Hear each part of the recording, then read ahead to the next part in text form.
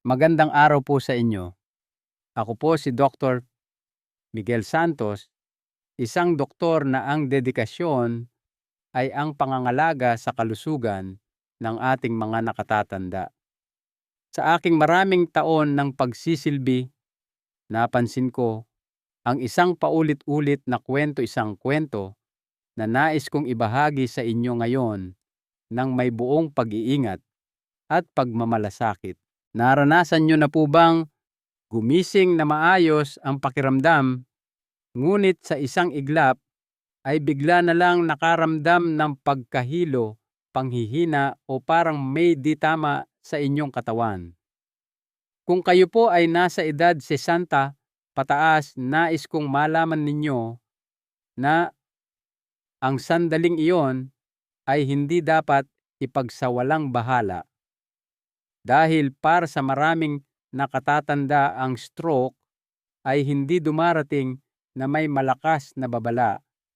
Madalas ito ay nagsisimula ng tahimik, may maliliit na senyales na tila hindi nakakapinsala hanggang sa isang araw, hindi na maigalaw ang inyong katawan, bumubulol na ang inyong pananalita o unti-unti nang nawawala ang inyong alaala.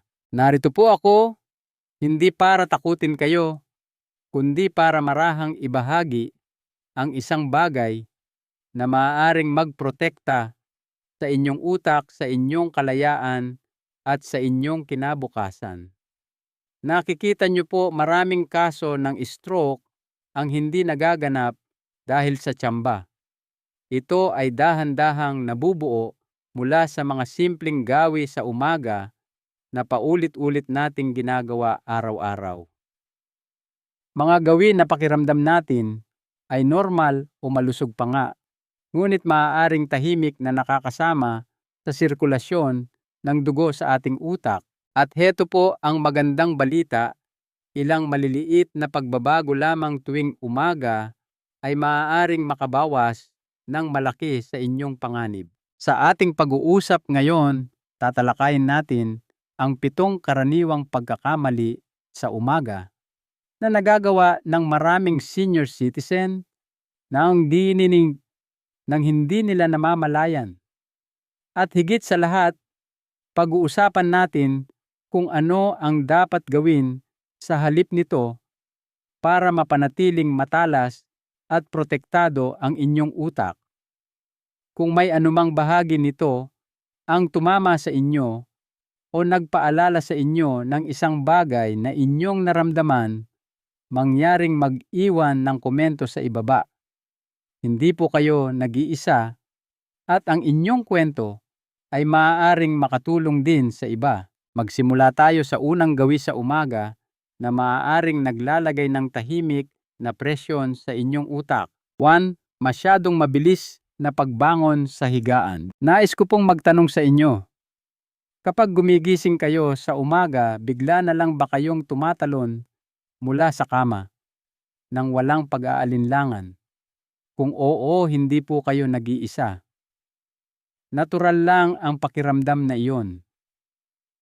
Sumisikat na ang araw, nagsisimula na ang bagong yugto at gusto ninyong kumilos kaagad. Ngunit heto ang isang bagay na hindi napagtatanto ng maraming nakatatanda. Ang masyadong mabilis na pagtayo pagkatapos gumising ay maaaring tahimik na maglagay sa inyong utak sa panganib.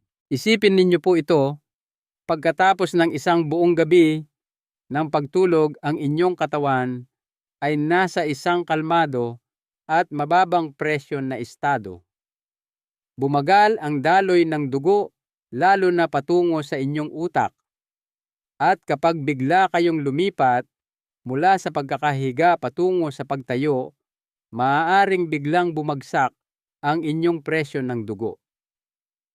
Ang tawag po dito sa medikal na termino ay orthostatic hypotension, at ito ay mas karaniwan at mas mapanganib kaysa sa inaakala ng marami. Maaaring makaramdam kayo ng kaunting pagkahilo marahil ay medyo hindi matatag ang pakiramdam. Ang ilang tao ay nakakaramdam pa na parang sila ay mahihimatay. Ang maikling sandaling iyon ay maaaring tila maliit na bagay lamang, ngunit nangangahulugan ito na ang inyong utak ay hindi nakakakuha ng sapat na oxygen. At para sa atin, na may mga tumatandang daluyan ng dugo o mahinang sirkulasyon, ang biglaang pagbabagong iyon ay maaaring mag-trigger ng isang mini-stroke o mas malala pa, isang full-blown stroke. Bilang inyong doktor, madalas kong marinig sa aking klinika ang mga kwento tulad ng kay Mang Teban, isang pasyente ko na akawad patiwat taong gulang. Dok, sabi niya, tuwing umaga, pagtayo ko, umiikot ang paningin ko. Akala ko dahil lang sa edad. Ngunit nang suriin namin, ang kanyang presyon ng dugo ay bumabagsak ng husto sa mga unang segundo ng kanyang pagtayo. Ito ay isang malinaw na babala. Ang solusyon, ito po ay simple at aabutin lamang ng wala pang 2 minuto ng inyong oras. Pagkamulat ng inyong mga mata, huwag magmadali. Una, huminga ng ilang mabagal at malalim na paghinga. Hayaan ang oxygen na pumasok sa inyong mga baga at gumising sa inyong sistema. Pangalawa, dahan-dahang iunat ang inyong mga kamay at paa habang nakahiga pa rin. Ito ay nagpapadala ng senyales sa inyong katawan na oras na para gumalaw. Pangatlo, marahang umupo sa gilid ng kama. Huwag munang tumayo.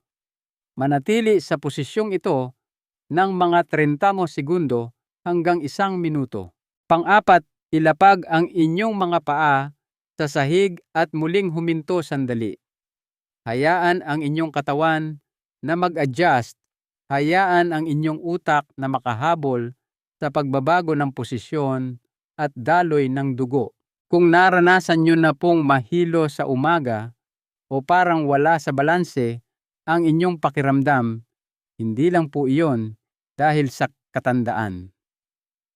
Iyon po ay ang paraan ng inyong katawan para bigyan kayo ng babala. Gusto ko pong marinig ang inyong kwento. Naranasan nyo na po ba ang pagkahilos sa umaga o pakiramdam na parang matutumba? Kapag tumatayo, ibahagi ang inyong karanasan sa mga komento. Maaaring may ibang nakakaramdam din nito at hindi alam kung ano ang ibig sabihin. Ang paglalaan lamang ng 1 hanggang 2 minuto para dahan-dahang bumangon ay maaaring magprotekta sa inyong utak sa darating na mga taon. Hindi po ito tungkol sa pagiging mabagal. Ito ay tungkol sa pagiging matalino sa pangangalaga ng sarili. Sa susunod na bahagi, pag-uusapan natin ang isang karaniwang bagay na nilalaktawan ng karamihan sa umaga kahit na ang kanilang utak ay nagmamakaawa para dito. 2. Paglaktaw sa pag-inom ng isang basong tubig. Maaari ko po bang ibahagi ang isang maliit ngunit napakamakapangyarihang gawi na madalas makalimutan ng maraming taong may edad 60 pataas kahit na maaari nitong protektahan ang kanilang utak sa loob ng maraming taon. Ito po iyon, uminom ng isang basong tubig bilang unang-unang gagawin sa umaga. Alam ko po, simple lang pakinggan, marahil ay masyadong simple. Ngunit heto po kung bakit ito mahalaga. Kapag natutulog kayo ng 7 o 8 oras, ang inyong katawan ay nawawalan ng likido sa pamamagitan ng paghinga at pagpapawis. Wala kayong iniinom sa loob ng mahabang panahong iyon, kaya sa oras na gumising kayo, bahagyan na kayong dehydrated o kulang sa tubig. At ang inyong utak na binubuo ng humigit kumulang 70% na tubig ay mas nararamdaman ito kaysa sa anumang ibang bahagi ng inyong katawan. Ngayon, isipin ninyo na sinisimulan ang inyong araw na may malapot na dugo, mas mababang sirkulasyon at tumataas na presyon ng dugo. Lahat bago pa man kayo mag-almusal. Iyan po mismo ang nangyayari kapag nilalaktawan ninyo ang pag-inom ng tubig sa umaga. At para sa mga senior ito ay mas nakakabahala dahil ang dehydration ay naiugnay sa mas mataas na panganib ng stroke, mga isyu sa memorya, at mas mabagal na oras ng reaksyon. Isipin ninyo po ang dugo natin na parang isang ilog. Kapag sapat ang tubig, malaya itong dumadaloy, nagdadala ng buhay at sustansya sa bawat sulok. Ngunit kapag kulang sa tubig, ang ilog ay nagiging parang putik, malapot, mabagal, at nahihirapang umabot sa mga pinakamahalagang lugar tulad ng ating utak. Ang malapot na dugo ay mas madaling mamuo at ang mga namuong dugo na ito ang sanhi ng karamihan sa mga stroke. Higit pa rito, kung kayo po ay umiinom ng mga gamot tulad ng diuretics pampaihi na karaniwang iniinom ng maraming nakatatanda para sa presyon ng dugo o mga isyu sa puso, mas marami pang tubig ang nawawala sa inyong katawan sa magdamag ng hindi ninyo namamalayan. Ang unang basong iyon ng tubig ay tumutulong na natural na palabnawin ang inyong dugo. Pinapabuti ang paghahatid ng oxygen sa utak at dahan-dahang ginigising ang inyong buong sistema. Para itong pagbubukas ng mga bintana para makapasok ang sariwang hangin, ngunit sa pagkakataong ito, nangyayari ito sa loob ng inyong utak. Kaya bago ninyo abutin ang inyong kape o tsaa o inumin ang inyong mga gamot sa umaga, huminto muna sandali at uminom ng isang buong baso ng tubig na nasa room temperature. Mas banayad ito sa tiyan kaysa sa malamig na tubig. Aabutin lamang ito ng wala pang 1 minuto, ngunit pasasalamatan kayo ng inyong utak sa buong araw.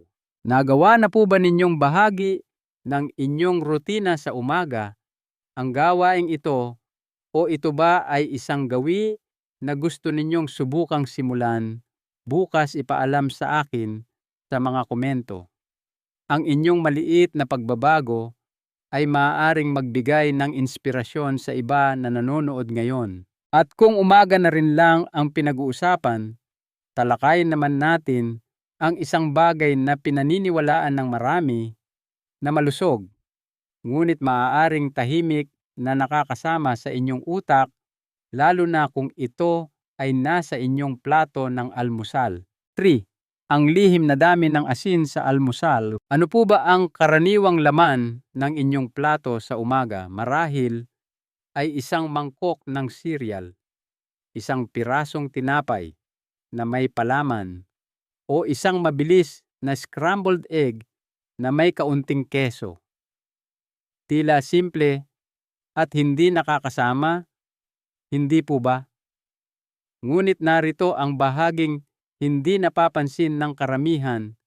Maraming karaniwang pagkain sa almusal ang puno ng nakatagong asin, at ang tahimik na gawin na iyon ay maaaring maglagay sa inyong utak sa panganib. Kita niyo po, ang asin ay hindi lamang tungkol sa alat na nasa lalagyan sa inyong lamesa. Ito ay nakatago sa mga processed na tinapay tulad ng pandesal o loaf bread, mga instant oatmeal packet, mga store-bought na breakfast bar, mga sausage o longganisa, at maging sa mga healthy na whole grain cereal. Marami sa ating mga paboritong pang-umagahan dito sa Pilipinas, tulad ng tuyo daing o kahit ang mga dilatang sardinas, ay napakataas sa sodium. At kapag pinagsama ninyo ang isang maalat na almusal sa natural na pagtaas ng presyo ng dugo na nangyayari tuwing umaga, ang mga resulta ay maaaring maging mapanganib, lalo na para sa mga nakatatanda. Ang sobrang sodium ay nagpapatigas sa inyong mga daluyan ng dugo at nagpapataas ng presyon sa mga maselang ugat sa inyong utak. Isipin ninyo ang isang hose sa hardin. Kapag ito ay malambot at nababaluktot, maayos ang daloy ng tubig. Ngunit kapag ito ay tumigas at naging marupok, ang kaunting pagtaas ng presyon ay maaaring maging sanhi ng pagputok nito. Ganyan din po ang nangyayari sa ating mga ugat. Para sa mga mayroon ng mataas na presyon ng dugo o hypertension, ang sobrang karga ng asin sa umaga ay maaaring magtulak sa sitwasyon sa binggit ng alanganin na humahantong sa stroke, mga problema sa memorya, o kahit na biglaang pagkahilo at pagkalito. Ngunit narito ang pag-asa, maaari ninyong baguhin ito nang hindi isinusuko ang mga pagkaing kinagigiliwan ninyo sa halip na instant oatmeal na may mga artificial na pampalasa. Subukan ang plain oatmeal at lagyan ito ng mga sariwang prutas tulad ng saging o mangga o ilang mani na walang asin. Sa halip na mga processed meat tulad ng longganisa o hotdog, pumili ng nilagang itlog na may kasamang abokado at kamatis. Kahit ang maliliit na pagpapalit tulad nito ay maaaring magbawas ng daan-daang miligramo mg ng sodium sa inyong almusal. Inirekomenda ng mga eksperto na panatilihin ang inyong buong almusal sa ilalim ng 300 hanggang 400 mg ng sodium. Ngunit karamihan sa mga processed na pagkain ay lumalagpas na dyan sa isang serving pa lang. At ang nakakalito pa, marami sa mga produktong ito ay hindi naman sobrang alat sa panlasa. Kaya sa susunod na kayo ay magbabasa ng label ng pagkain o maghahanda ng almusal, bigyan ito ng pangalawang pagsusuri. Ang inyong utak ay magpapasalamat sa inyo. Napansin nyo na po ba kung gaano karaming asin ang nasa inyong mga pagkain sa almusal? O nakagawa na ba kayo ng anumang pagpapalit para sa mas mababang sodium na gumagana para sa inyo? Ibahagi ang inyong mga ideya sa mga komento. Ang inyong tip ay maaaring makatulong sa iba na gumawa ng isang mas malusog na hakbang. Ngayon, kaugnay pa rin ng mga gawi sa umaga, may isang inumin na inaasahan ng marami para sila ay magising, ngunit kapag ininom sa maling paraan, lalo na sa walang lamang tiyan, maaari itong magdulot ng higit na pinsala kaysa sa kabutihan or kape sa walang lamang tiyan. Maging tapat po tayo. Ang kape ba ang unang bagay na inaabot ninyo sa umaga? Kung oo, tiyak na hindi kayo nag-iisa. Para sa marami, sa atin, ang mainit na tasang iyon ng kape ay parang tanging paraan para tuluyang magising. Ngunit kung kayo po ay lampas na sa 60, may isang mahalagang bagay na dapat ninyong malaman. Ang pag-inom ng sobrang kape sa walang lamang tiyan ay maaaring tahimik na magpataas ng inyong panganib sa stroke. Heto po kung bakit.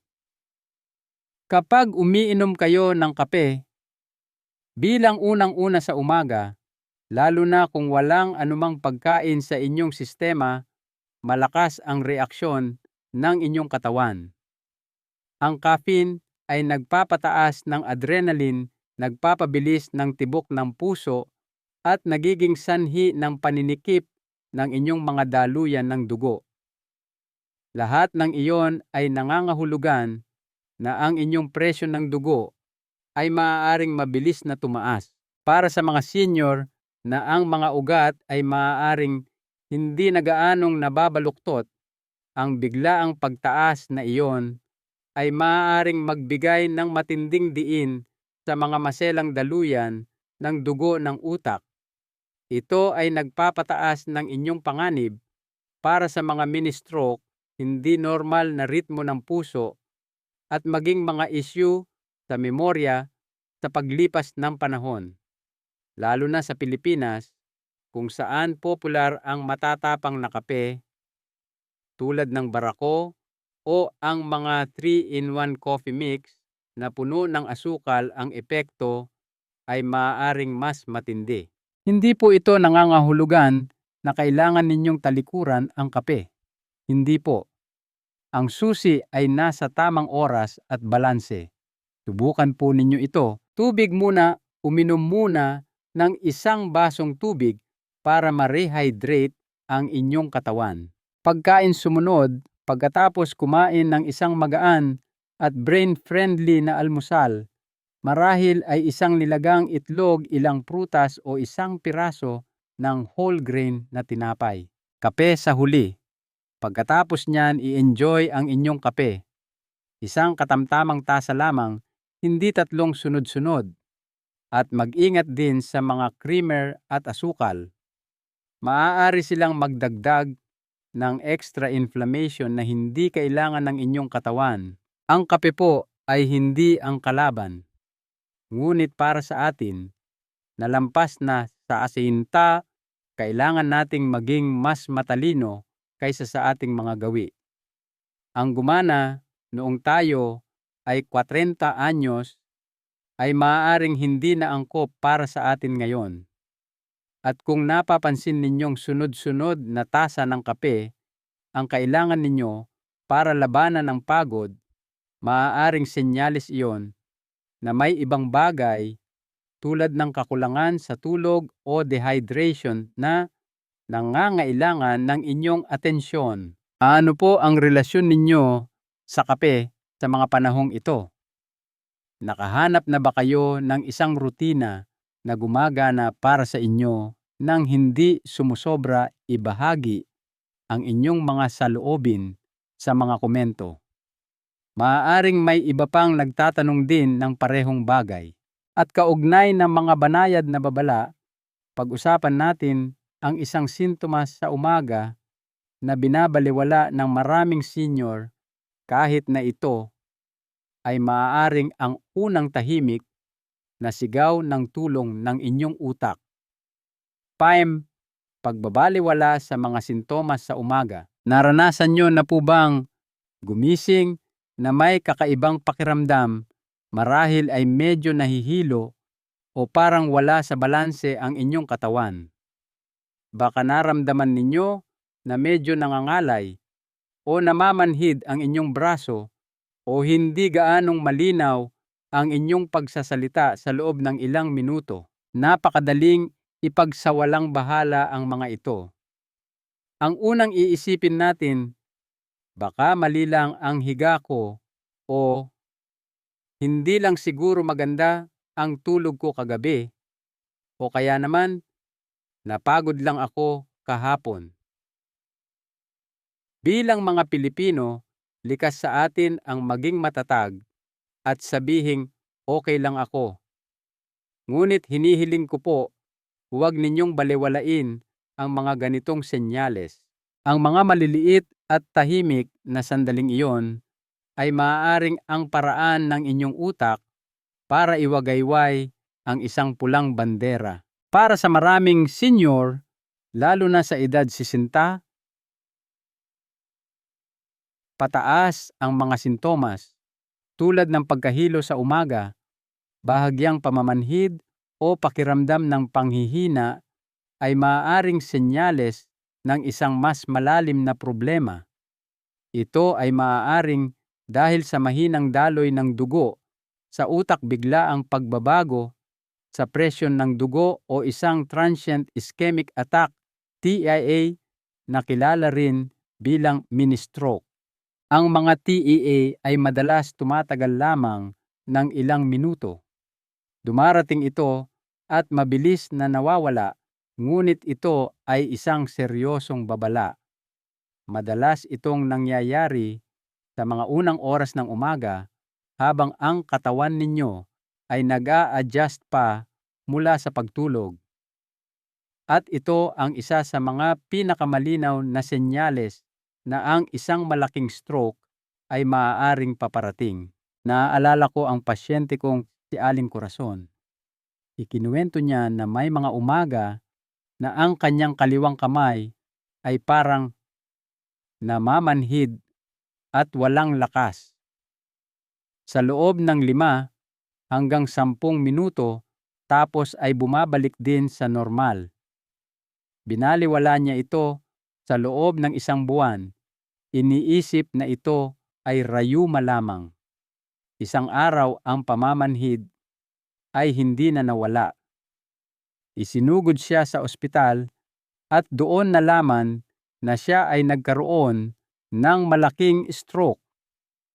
Sabi ng mga doktor kung naagapan lamang sana noong una pa lang siyang nakaramdam ng mga babala. Kung mapansin ninyo ang mga ganitong sintomas, huwag maghintay at umasa na mawawala ito. Kumuha ng isang maliit na kwaderno o libreta at ilista ang mga ito. Anong oras nangyari? Ano ang naramdaman ninyo at gaano ito katagal? Sabihin ito sa inyong doktor sa susunod ninyong check-up. At kung hindi kayo sigurado kung seryoso ang inyong naramdaman, itala pa rin ito. Ang pagsubaybay sa mga pattern ay napakahalaga dahil pagdating sa stroke, bawat segundo ay mahalaga. Matalino po ang ating katawan. Kapag nagpapadala ito ng isang bulong tulad ng sandaling pagkahilo o biglaang panghihina, sinusubukan nitong protektahan kayo. Pero mangyayari lang iyon kung kayo ay nakikinig. Nagkaroon na po ba kayo ng isa sa mga umagang iyon kung saan may naramdaman kayong kakaiba kahit sa loob lang ng ilang minuto? Inaanyayahan ko kayong ibahagi ang inyong karanasan sa mga komento. Maaari itong makatulong sa iba na makilala ang mga senyales at kumilos sa tamang oras. At ngayon, pag-usapan natin ang isang bagay na nangyayari sa bawat tahanan ng senior, ngunit madalas napapabayaan ang paraan ng pag-inom natin ng ating mga gamot sa umaga. Dahil ang kailan at paano ay maaaring kasing halaga ng mismong mga tableta. Maling paraan ng pag-inom ng gamot sa umaga. Gaano po kayo kasigurado sa inyong rutina ng pag-inom ng gamot sa umaga? Iniinom niyo po ba ito sa parehong oras araw-araw na may kasamang tubig? O minsan ba ay nakakalimutan ninyo huli na kung mainom o nagkakamali sa dosis? Kung oo, hindi po kayo nag-iisa. Sa katunayan, ito ay isa sa mga pinakakaraniwan at pinakatahimik na panganib sa kalusugan ng utak sa mga nakatatanda. Nakikita niyo po maraming senior ang umiinom ng mga maintenance na gamot para sa presyon ng dugo, kolesterol o pampalabnaw ng dugo. Ang mga ito ay hindi lamang mga ordinaryong tableta. Sila po ang pang-araw-araw na kalasag ng inyong utak laban sa stroke. At ang paraan ng pag-inom ninyo, ang oras ang dosis, at kahit ano ang ipinapares ninyong inumin ay maaaring magprotekta sa inyo o maglagay sa inyo sa panganib. Halimbawa, kung lumaktaw kayo ng isang dosis, marahil ay na-distract kayo o parang ayaw nyo lang uminom, maaaring tumaas ang inyong presyon ng dugo nang hindi ninyo namamalayan na naglalagay ng diin sa inyong mga ugat. O sabihin nating hindi sinasadyang na doble ninyo ang inom dahil hindi kayo sigurado kung nakainom na kayo. Ito ay maaaring maging sanhi ng mapanganib na pagbaba ng inyong presyon o magpataas ng panganib ng pagdurugo. Kahit ang maliliit na gawi ay mahalaga. Ang pag-inom ng gamot na may kasamang kape sa halip na tubig ay maaaring makabawas sa bisa nito. Ang paglunok nito ng walang pagkain kapag ito ay kinakailangan ay maaaring hindi maabsorb ng maayos ng katawan o magdulot ng hindi inaasahang side effects. Isang napakakaraniwang pagkakamali na nakikita ko sa Pilipinas ay ang paghahati ng tableta para makatipid ng walang pahintulot ng doktor. Huwag na huwag po ninyong gagawin ito dahil ang ilang gamot ay may espesyal na coating na nasisira kapag hinati at nawawala ang tamang epekto nito. Ang mabuting balita, may mga simpleng solusyon. Gumamit ng pill organizer. Yung mga lalagyanan ng gamot na may tatak na Lunes, Martes, Miyerkules at umaga, tanghali, gabi. Napakalaking tulong po nito. Mag-set ng alarm, gamitin ang alarm sa inyong telepono o kahit sa simpleng orasan. Isama sa rutina. Ilagay ang inyong mga gamot malapit sa isang bagay na palagi ninyong ginagawa, tulad ng pagsisipilyo o pagtitimpla ng kape, pero tubig pa rin ang inumin kasama ng gamot. At higit sa lahat, huwag na huwag pong babaguhin ang inyong dosis nang hindi nakikipag-usap sa inyong doktor kahit na maganda ang inyong pakiramdam. Ang mga gamot na ito ay gumagawa ng tahimik ngunit makapangyarihang trabaho sa likod ng mga eksena. Bigyan natin sila ng pinakamahusay na pagkakataon na gawin ang kanilang trabaho. Nakahanap na po ba kayo ng isang sistema na nakakatulong sa inyo na manatili sa tamang landas? Marahil isang rutina o isang memory trick na epektibo para sa inyo. Ibahagi ito sa mga komento. Ang inyong tip ay maaaring ang eksaktong tulong na kailangan ng iba. At ngayon, dumako tayo sa huling gawi sa umaga na madalas binabalewala kahit na ang ating katawan ay nagpapadala ng napakalinaw na mensahe. Ito ay isang bagay na ginagawa nating lahat o mas tamang sabihing ipinagpapaliban nating gawin ang pagpunta sa banyo. 7. Pagpipigil sa pag-ihi sa umaga. Maaari ko po bang itanong ang isang bagay na medyo personal? Naranasan nyo na po bang gumising at manatili lang sa higaan na nagpipigil ng ihi kahit sandali lang? Marahil ay tinitingnan nyo muna ang panahon sa labas, nagbabasa ng ilang balita o naghihintay hanggang matapos ang inyong kape sa umaga. Tila hindi naman nakakasama, hindi po ba? Ngunit para sa ating lampas na sa isinto, ang maliit na gawin na ito, ang pagpipigil ng ihi pagkatapos gumising ay maaaring nagdudulot ng higit na pinsala kaysa sa inaakala ninyo. Kapag napupuno ang inyong pantog sa magdamag at ipinagpapaliban ninyo ang pagpunta sa banyo, hindi lang basta naghihintay ang inyong katawan. Nagsisimula itong makaramdam ng stress.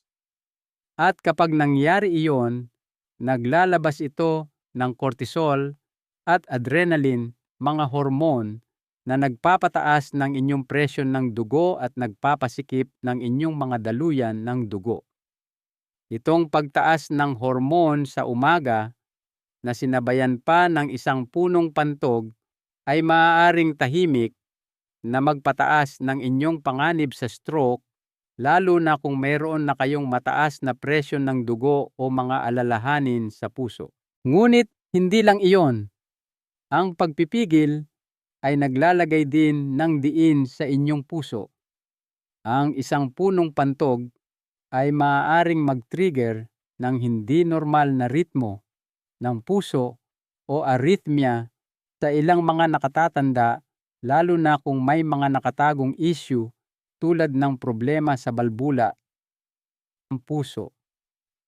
Ang kombinasyong iyon, tumaas na presyon ng dugo at hindi regular na tibok ng puso, ay isang perpektong unos na maaaring humantong sa pagbuo ng namuong dugo at sa huli isang stroke, at napakadali nitong iwasan. Pakinggan lamang ang inyong katawan.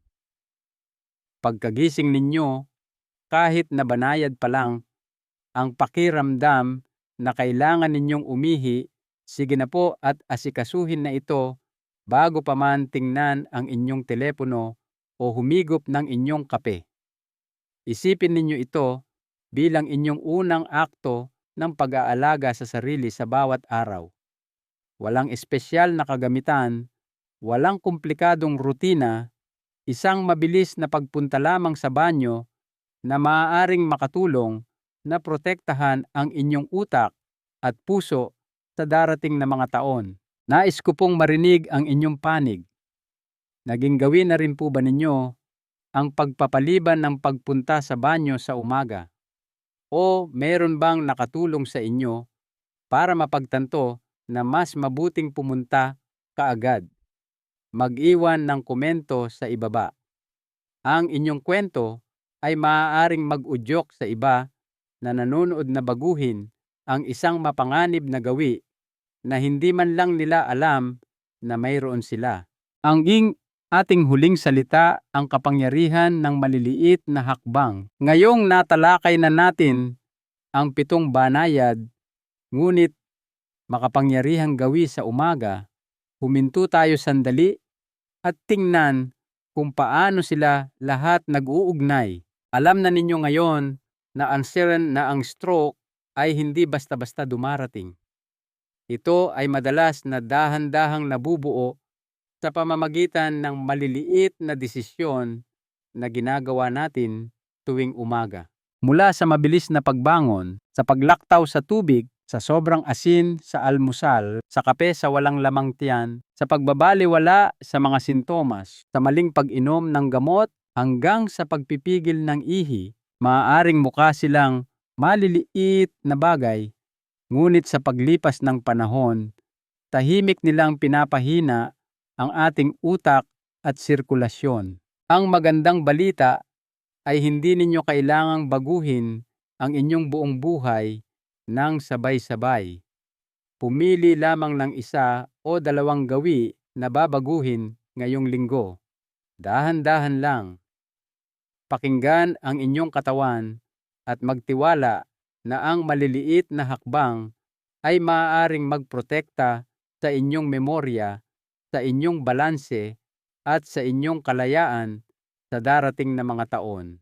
Bilang inyong doktor, narito po ang isang mahalagang aral na nais kong iwan sa inyo. Ang pagtanda ay hindi isang sumpa, ito ay isang biyaya ng karunungan. At ang pinakamahalagang karunungan ay ang matutong pakinggan at alagaan ang sariling katawan. Ang katawan na naglingkod sa inyo sa loob ng maraming dekada ay nararapat lamang sa inyong respeto at pag-aalaga. Ang kalusugan ay ang tunay na kayamanan na hindi matutumbasan ng anumang salapi. Nasa inyong mga kamay ang kapangyarihan na pangalagaan ang yaman na ito sa bawat pagsikat ng araw. Kung ang video na ito ay nagbigay sa inyo ng kahit isang kapaki-pakinabang na ideya, mangyaring bigyan ito ng like at ibahagi ito sa isang kaibigan o kapamilya na maaaring mangailangan din nito. Mag-iwan po kayo ng komento sa ibaba. Gusto kong marinig kung aling gawi ang pinakagumulat sa inyo o kung alin ang sisimulan ninyong baguhin. At huwag pong kalimutang mag-subscribe sa aming channel para sa mas marami pang simple at tapat na mga payo upang suportahan ang inyong utak at katawan araw-araw. Ang inyong mga umaga ay mahalaga at gayon din ang inyong kalusugan. Hanggang sa muli, ito po Si Dr. Miguel Santos nagpapaalala na ang inyong kalusugan ang inyong pinakamahalagang yaman.